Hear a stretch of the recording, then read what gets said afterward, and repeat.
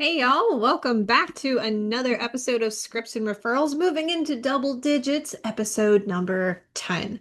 Um, Also, welcome to the new setup of my office. You get to see a little bit more of it, including my comfy chair that I can't wait to relax in later on. But today's episode is going to be focused on a bit more of some strategy pieces for you. So if you feel so inclined, this might be one where you want to take notes. Without further ado, I do want to introduce to you that starting next week, Thursday, October 30th, I am going to be hosting a live Unstuck Hour. This will be every Thursday night at 6 p.m. Eastern, where we'll have a live Zoom call. We'll go in a little bit deeper on today's podcast topic, and give you a bit more.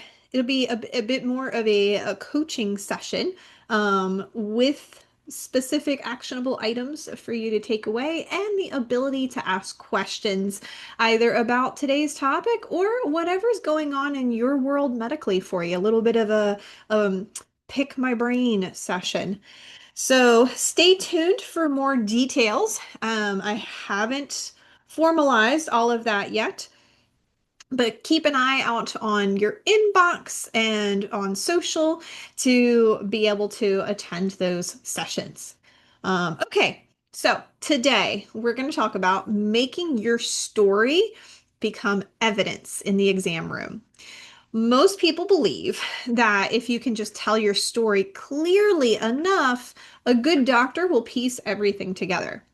And most think that if I'm honest and detailed, they'll figure it out. Honestly, that's how we've kind of been conditioned to think, especially in the setting of medical dramas. You know, Dr. House, the whole team sits together to figure it out. But unfortunately, what I have found is it doesn't really work.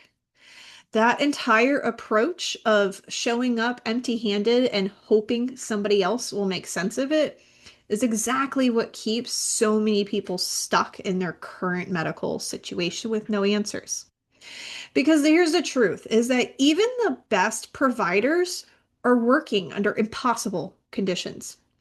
15 minutes per patient, hundreds of complex cases, and an endless stream of half told stories.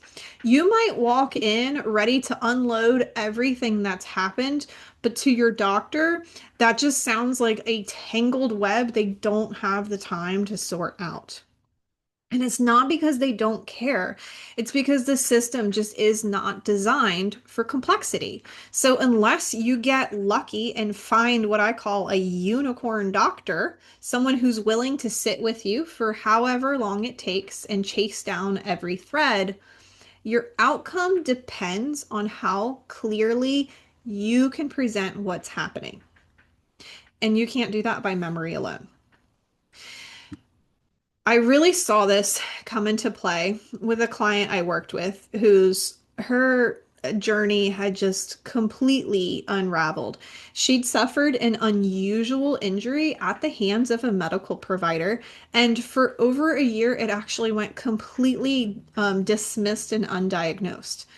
By the time she had found me, she was drowning in symptoms, conflicting opinions, surgeries that some of them helped and then some of them made things worse. Mountains of paperwork and no clear answers, directions, next steps, or even a doctor who was willing to look at her case anymore. This particular person was not careless. She was incredibly intelligent and articulate.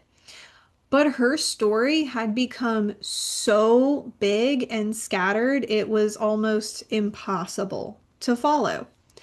I spread her records and her story that she had given me all across my desk. I mean, it was just dozens and dozens of pages. It felt overwhelming even for me. And I noticed something. None of it was any kind of logical order. So I started pulling each event apart and organizing them chronologically. What happened then and what changed and what got worse and really connecting those dots. Symptoms that lined up with procedures, complications that clearly linked to earlier events. The entire narrative shifted. And then suddenly, because it was all laid out in a way that we could make sense of it, there was a logical path forward.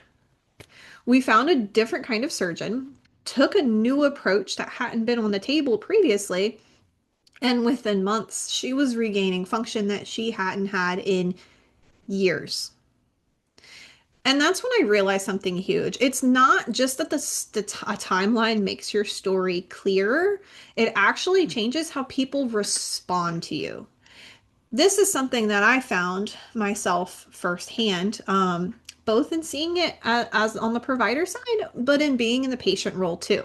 When you walk in with a printed, well organized timeline, it immediately signals something to your provider and it tells them that this person takes this seriously. And it's not confrontational either. It's not demanding. It's neutral but powerful. Because when you stand out like that, and I want to pause and give you a little context. What you may not realize, and this is a little bit of kind of the uglier side of healthcare that I don't talk about all the time. Not all patients are proactive. In fact, most are not. The CDC estimates that roughly 80% of people with chronic medical conditions do not take steps recommended based on evidence to manage their condition with diet and lifestyle changes. Most people truly show up to appointments because the doctor told them to, without any questions, goals, or directions, and just do the next thing that the doctor says without questioning it. There's a lot of conditioning for that response too. And the system rewards that behavior because, as I've mentioned before, it's set up for efficiency. So when you have people who have what sometimes is referred to as that kind of like herd mentality, just going along with the flow, and the system can work faster and faster, that turns into higher revenue for the healthcare systems. And I talked about in the last episode the effect that that has on patient care. But my point being, when you shift from being a passive passenger on your journey to an active participant trying to drive direction, you are already going against the grain. And you're already doing something that is completely out of the box and it is asking more from your providers in the system that you're working within. And so that's why oftentimes it's not it's not met with the kind of a response that you would appreciate or expect. Um, I just wanted to give you that little bit of context. That's part of the reason why having this timeline and standing out in a way that is not confrontational, but that clearly shows your provider that you're invested in what's happening here can help to change the entire dynamic right before you've even said a word. It's becoming a partner in your own care. Most people show up to a doctor with a story.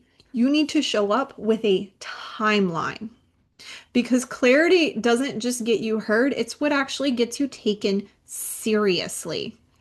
So let's talk about what happens behind the scenes in most appointments. Doctors are trained to think in fragments and respond to problems with medicines. They focus on one symptom, one diagnosis, one treatment. How many times have you walked into a doctor's office and either seen a sign or been told that if you have a second problem, you need to make another appointment? It's the most frustrating thing in the world. But you can see clearly that this is how these things are set up. And that's fine if you have a problem that's straightforward, but if your situation is complex, then you're basically dropping 1,000-piece puzzle on the table and expecting somebody to assemble it in 15, 30 minutes if you're lucky. It's not going to work. So here's how to start building that advantage for yourself. Number one, start with the moment that something felt off. Approximate dates are fine. Write down what changed and what followed. Then add in major events, surgeries, hospitalizations, new diagnoses, medication changes and their effects, and life stressors. Number three, track symptom patterns. Notice what makes things better or worse, when it happens, and how it affects your daily life. Go into details without being overly dramatic.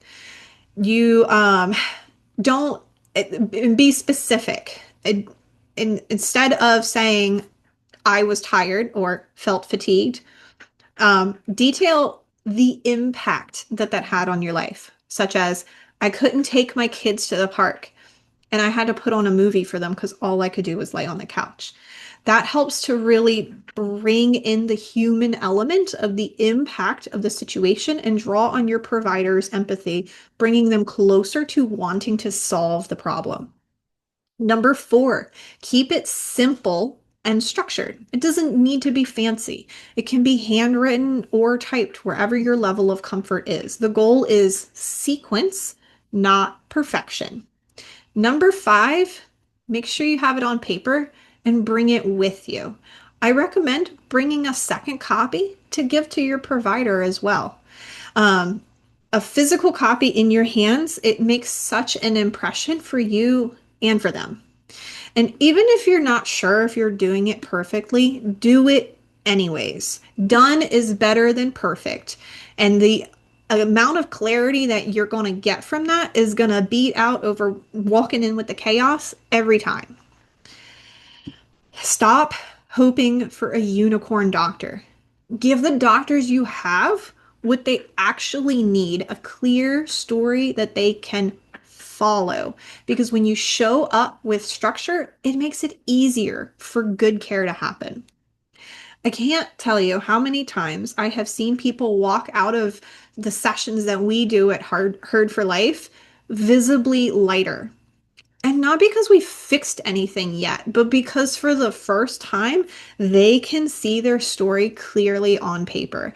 That sense of validation and relief is huge. When you've been dismissed, misdiagnosed, or misunderstood, it's not just frustrating, it is terrifying. You start to feel like your life is slipping through your hands. Why am I telling you this? You know this, you're living this.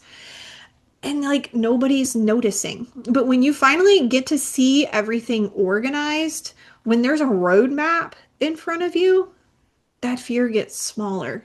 That's one thing I've learned about overwhelming circumstances is putting them on paper and getting them out of your head. Somehow it takes so much of the fear and anxiety away. And then you can actually see the moving parts and move them around in an order that makes sense. You can, the noise gets quieter and you can finally feel hope again. And beyond the emotional side, this stuff actually works because when your providers then can see the patterns clearly, then they can act more strategically. They can think big picture if you give them a big picture. And then that means that you stop getting bounced around from one specialist to another with no progress. That's what our medical roadmap is all about, is taking what's overwhelming it and turning it into a simple plan that makes sense. Because clarity isn't something that you can just hope for. It's something you engineer. When your story is organized, your care finally starts to move forward. If this episode resonates, if you've been spinning your wheels trying to make sense of your health, start with a timeline. Even if you only have 15 minutes, grab a piece of paper and just start jotting out the big picture. What happened first, what changed, and what got worse. And if you realize you are deep in and need help connecting the dots, that's exactly what we do inside your medical roadmap. And you can book your session at heardforlife.com/roadmap. I look forward to seeing you on the first Unstuck Hour so that we can go deeper into these topics. Thank you so much for being here, and I'll see you next week. Don't you go to another appointment unprepared. Head on over to herdforlife.com/guide and get my free doctor's appointment prep guide so you can start getting the answers you need and get off the medical merry-go-round. I'll see you next week.